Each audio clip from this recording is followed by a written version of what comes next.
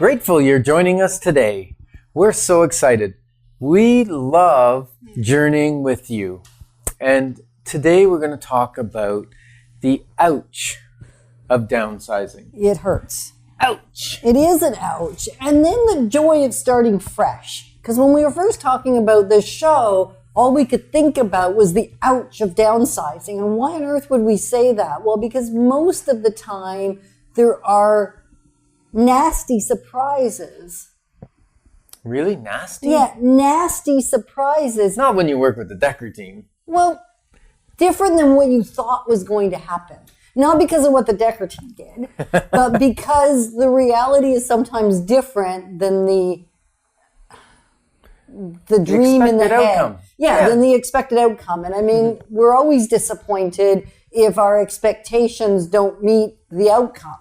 And I think with downsizing, most of the time, and not always, most of the time people are doing it because they need to simplify their life, whether it's space or whether it's expense or whether it's proximity to work. Like there are so many different reasons, and downsizing might be called right-sizing, which seems to be the buzzword that is easier to stomach sometimes, and yet there are surprises when you downsize most of the time. So it's the ouch. There's an ouch there, and we might as well admit that up front rather than hide it. It's probably one of my bigger challenges and frustrations in the real estate industry is that there is false expectations, and it takes some courage for us as a realtor to step into a conversation with you when you don't really want to hear the truth, except the truth will set you free. The truth will help you make a better decision in the short term and even more importantly, in the long term. And then the joy of starting fresh. That just puts a nice little spin on it. The silver lining in that gray cloud is always there. Because the journey of downsizing isn't necessarily a lot of fun. No.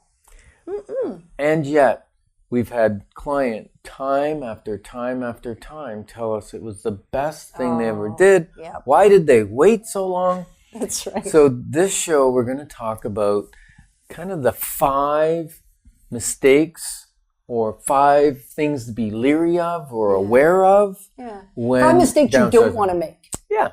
Right? Things that we've heard others make, and we don't want that to be you. We want you to make amazing decisions, which then creates an amazing life, which is what it's all about, which is so good. So, number 1. Yeah. Overestimating the financial benefits of downsizing. We've had many of a client we said, don't bother, because they think they're downsizing for $50,000 and mortgage or something. It's going to save them a lot of money. Well, the cost of doing it sometimes far outweighs the cost of the savings per month. Right. And then sometimes there isn't even savings per month, because sometimes when we're downsizing, just because we're moving into smaller space, we may still be increasing the cost of the real estate. I never even really thought of it that way. That happens sometimes. Yeah, it does. Because people want to downsize from the big 2-story to a nice size bungalow. Closer in a different community, not as far out. So as soon as we factor in location.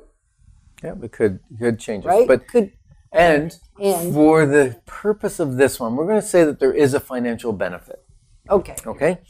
And there's a positive pull, because typically if you're taking, let's say you've been in your home for a long time and you're downsizing to a condo or a bungalow or maybe even a rental or a senior's home or whatever it is, there's the financial benefit of taking that equity out and investing in something that could create a rate of return. Right. Now, there's also the benefit when you downsize. Typically, you're going to have lower taxes, maybe lower maintenance, lower utilities. What else would be lower? Your insurance. Travel costs might be. Well, if you're moving location. But I'm just talking physical size now. So you're going to save we'll a bit of money. Simple. You're going to save a bit of money there. But what people fail, this is where the mistake occurs, is they fail to take into consideration the cost of the real estate fees, the lawyer fees, the land transfer tax if they're buying another property. Right. Many times people have a hard time of releasing the furniture and things because they think maybe we're going to get a big house again. We better not sell it. We better not get rid of it. Or it's sentimental. It was my mother's or whatever. So we're going to put that into storage. Now we got to pay for a storage locker. Right? Yes, our house is less, but we're paying a couple $100 a month for a storage locker to put our extra stuff in. Right. And then sometimes if you're downsizing sufficiently or significantly, then the furniture that you had is actually oversized and too big. Mm-hmm. And so then it's the cost of new furniture. So it's not just, hey, maybe a storage locker. It's maybe a storage locker for the old stuff and now spend money on the new stuff that's smaller and more compact, because smaller spaces can feel equally as large and inviting as larger spaces, provided the furniture is sized accordingly, the furniture and the accessories. So now you're going to spend money there. And then often there's the whole conversation of condominium fees or maybe a private road fee, because sometimes downsizing also means we're changing style of house. Extra fees. Now let's jump back to furniture for a minute, because there's a little caveat there that you remember you said we wanted the joy of starting fresh. Right. Now many times it's not even your furniture doesn't fit. It's you want fresh furniture that matches the style of accommodation you're moving to. Yeah. So if you're moving from the country and you got the old style furniture and now you're moving to a modern condominium in downtown and you say, hey, my furniture doesn't match the style of the building and the feel, and maybe it's kind of warehousey, with exposed concrete walls and things. And so you want to go to a more modern furniture with some chrome or simplistic lines. And so now there's a cost to do that. It's a fresh start. It's enjoyable, but it just be leery of the financial savings because sometimes you use them up in other ways. Yeah, so just do a spreadsheet. Spreadsheet. Yeah, this is a time to do an analysis, an accurate, thorough analysis. And it's something we can help you with, and certainly write it down. It's not just a mental exercise, I think, for actually getting the financial piece right, not overestimating the financial gain.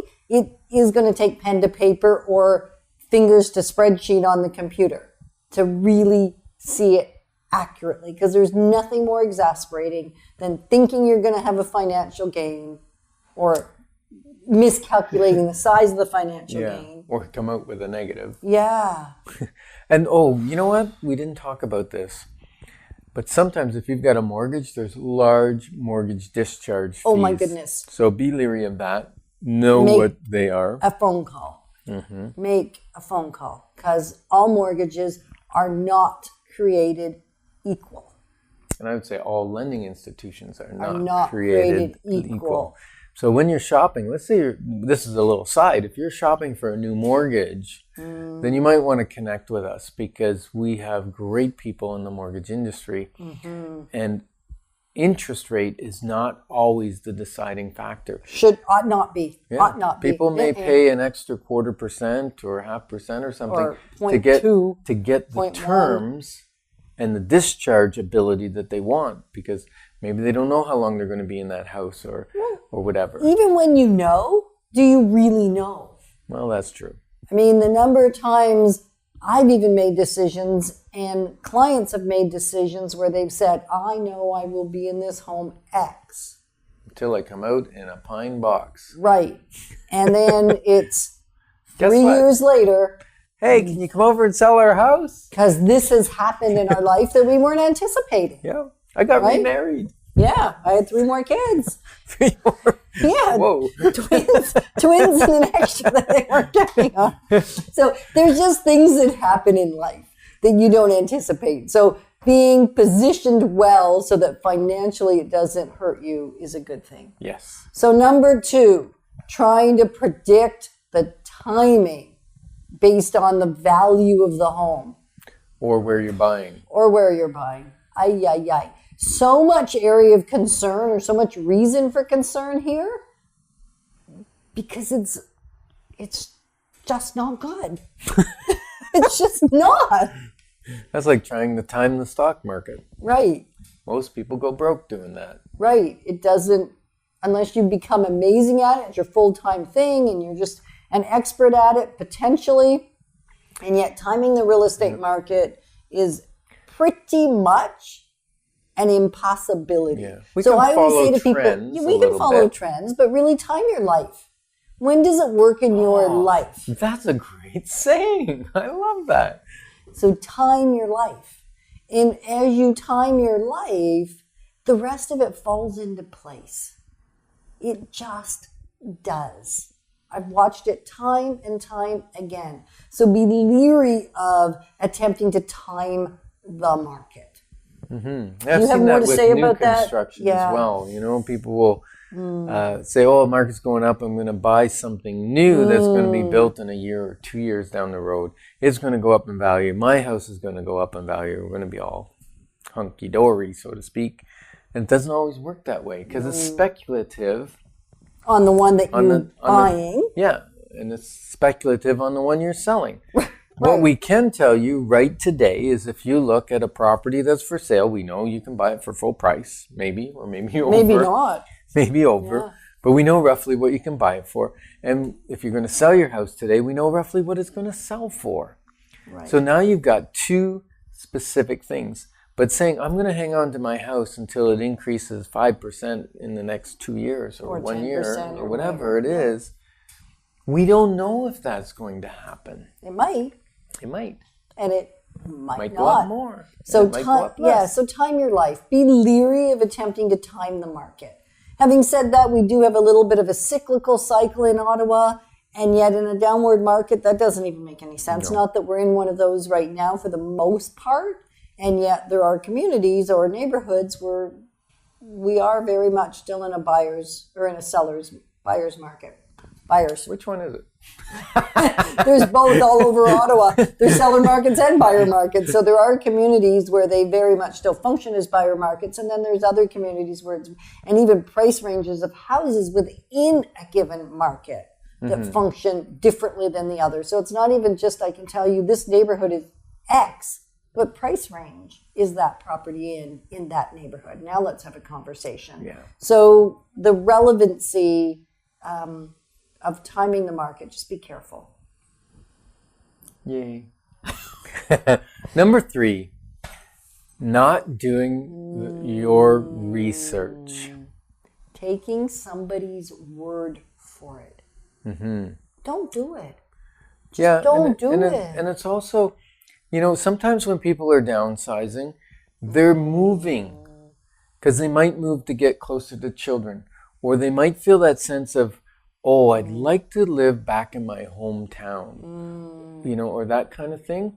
And sometimes they move back to their hometown only to find out that all the people that they went there to reconnect with don't live there anymore. Or have moved on friend-wise, relationship. They're different than they were. So maybe a visit first. Yeah. We've heard it's a good idea from folks that we've worked with over the years to do just a little more research about where you're going if you're relocating area-wise. Mm-hmm. If you can at all, spend some time there. Make sure it's right. Yeah, you in this season at this time. I've had people move to go near their children only to find out that their children were trying to move from that city and they didn't communicate with them. And so they moved there and about a year later, the kids move again. Yeah. So be leery of that. The other thing that sometimes is helpful, if you're moving within a city, it's not really worth renting for a year. Some people say, go rent for a year, right? And some people have to go through that. So we're not going to tell you can't do it because if it's what you've determined you're going to do, you're going to do it. And we do have some clients that want that. They're leaving that big, expensive, luxury, amazing home and they're not confident yet. They just want to get that handled and not think about at the same time the buying process. And it does work if you're changing lifestyle significantly. Like if you say, hey, I'm selling the big country property and I'm going to move into a condo downtown. Well, you might want to rent that condo downtown for a year and see if you actually like that lifestyle before you buy that condominium downtown. Because reselling a property that you've only been in a year, typically you're going to lose money. Yep. Well, yeah, by the time you pay lawyer fees and land transfer and just the fees associated, even, maybe you can port your mortgage, but just all the things involved, even the pain of just moving again. Well, you have to do that if you're renting it. I guess so, but at least then you're doing it knowing you're not going to do it again soon.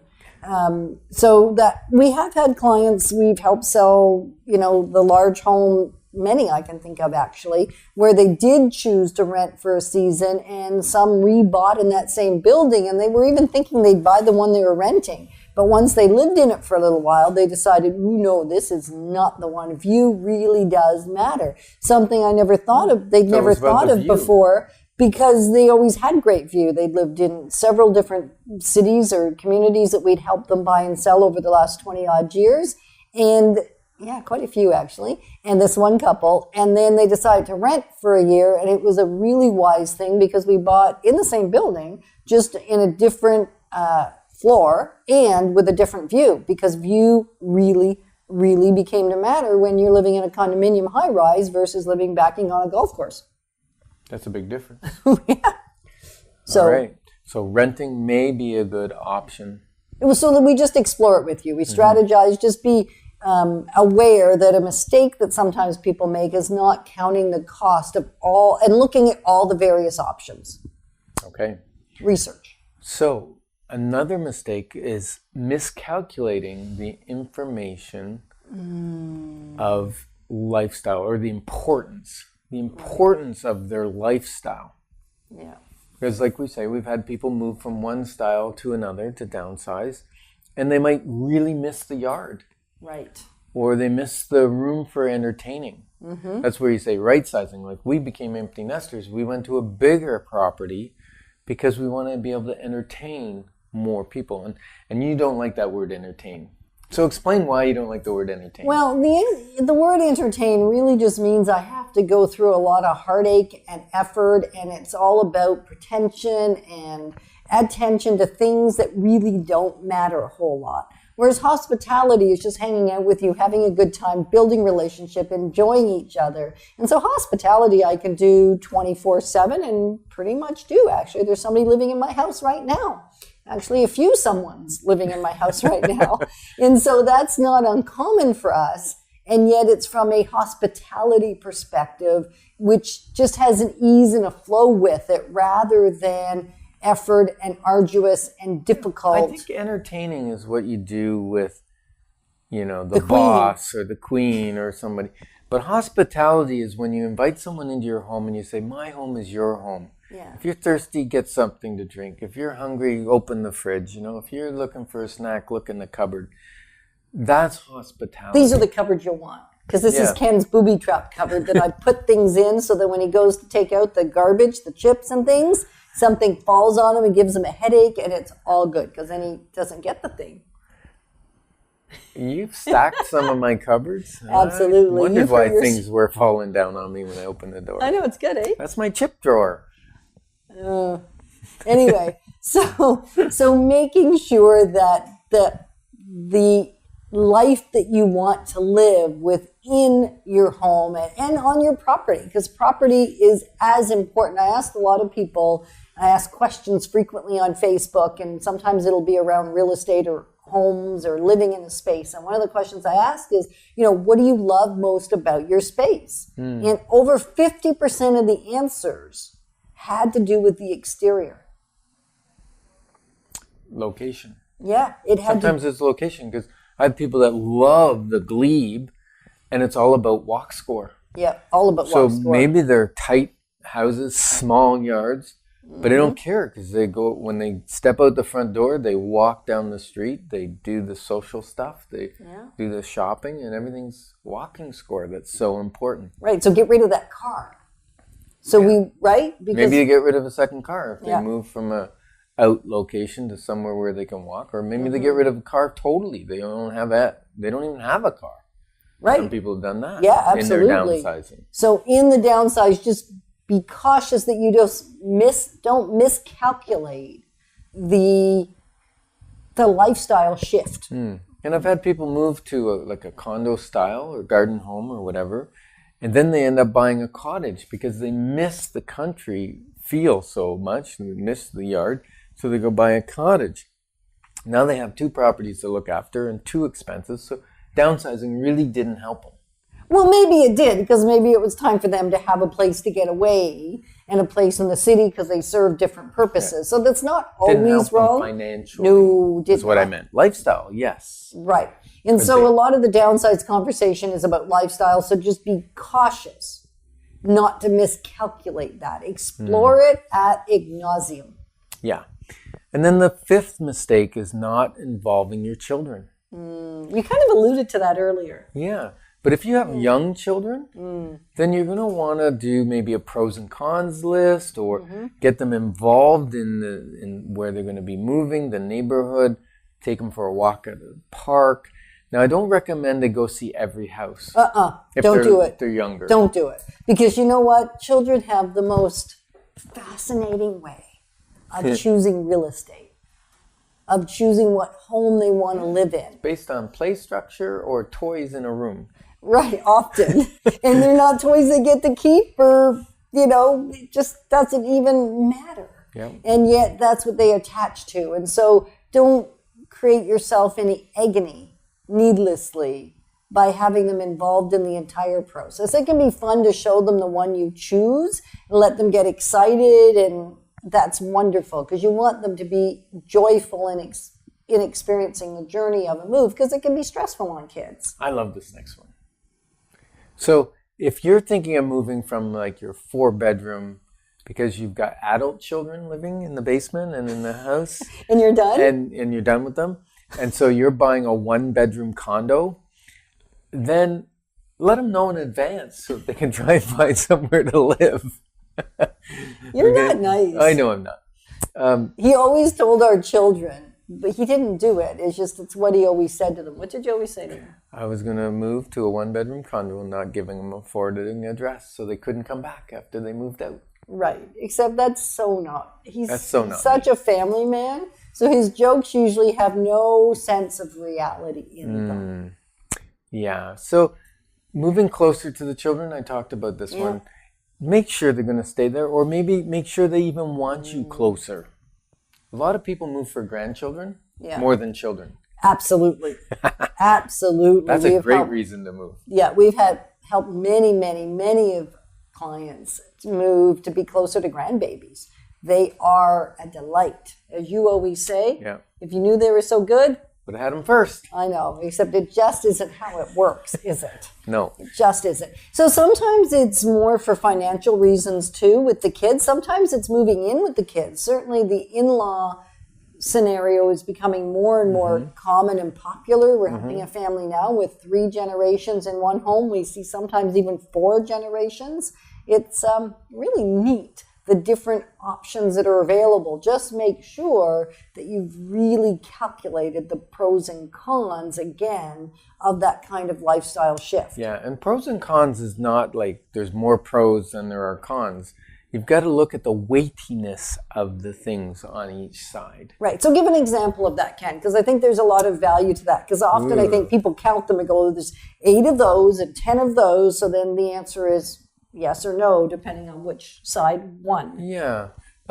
Weight is things like maybe a con might be more gas, for instance. Let's say it's a little further away from your work where you're downsizing to. So that's a con. But the plus is something like you're moving to a bungalow which doesn't have stairs, and your knees are starting to fail and your hips are failing and you need a replacement, and so you get away from stairs. That plus is stronger than the con of spending a little more on gas money. Right. Right. So just think about the weight of each of the pros and cons. Or maybe downsizing actually costs you a little more money. Right. But the lifestyle pros are stronger than the little extra cost. Right, because bungalows, generally speaking, cost more than a 2-story. Neighborhood for neighborhood, you're going to spend more money per square foot on a bungalow than you are a 2-story, just because they cost a little more to build. Yeah, and recently I helped someone move, actually. They bought almost for the same price as they sold, but actually their payment went down because we got them a better mortgage than they were in their other one.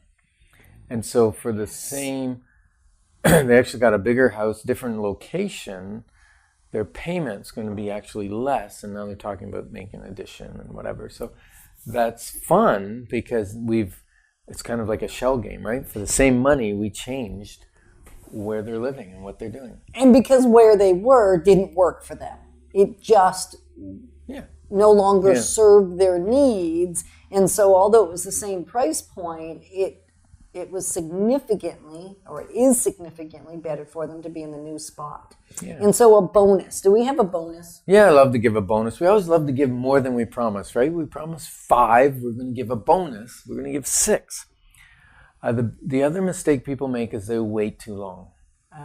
Whether they're downsizing for financial reasons because they can't afford what they're in, or they're starting to have mobility issues, whatever it may be, they tend to wait too long to make that decision. And then they don't make as good of a decision because then there's pressure. There's more pressure, there's more stress, there's more anxiety. So jump once you know that it's the right decision. Don't agonize to the point that it's now too late and it really is going to cost you both emotionally as well as financially.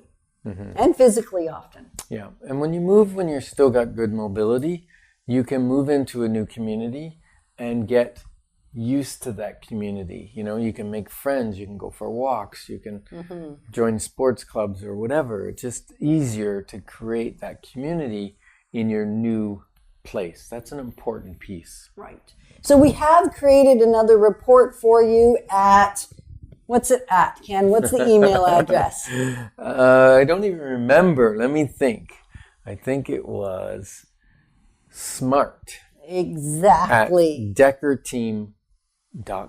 Right, because it's smart. It's decisions or mistakes, actually, that other smart people have made. So being smart doesn't mean you'll not make mistakes. So we want to ensure that you don't make those mistakes. And so SMART. So we've created a report. Yeah, we have a comprehensive one, actually. And you can get it. Yes, for free.